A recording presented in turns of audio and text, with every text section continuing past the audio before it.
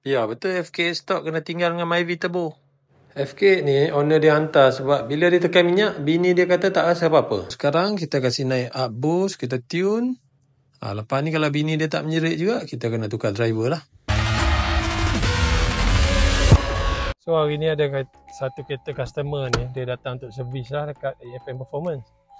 Kemudian dia tahu kat sini rupanya boleh tune Honda. Hari ni kita akan tunjuk kita tune Honda FK8 Type R. Kereta ni masih kebanyakannya stok lah barang-barang dia. Air intake kita tengok kat sini masih standard. Dia punya turbo inlet pun standard. So apa yang ada modification cuma downpipe dengan exhaust lah. Ni kalau kau nak tukar brake pad yang untuk main sepang kan, macam endless ataupun project new, semua kita ada lah.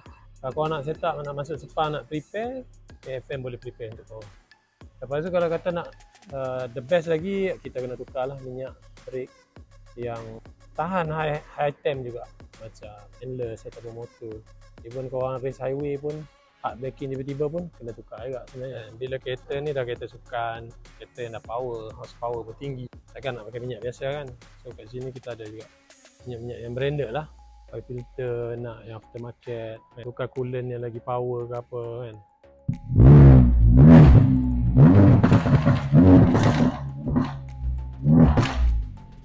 So korang yang nak beli barang performance, tak kisahlah kereta Evo ke, Honda ke, kita memang ada supply lah barang ni. Dan kalau korang pre-order, kami akan bagi special price, jangan risau.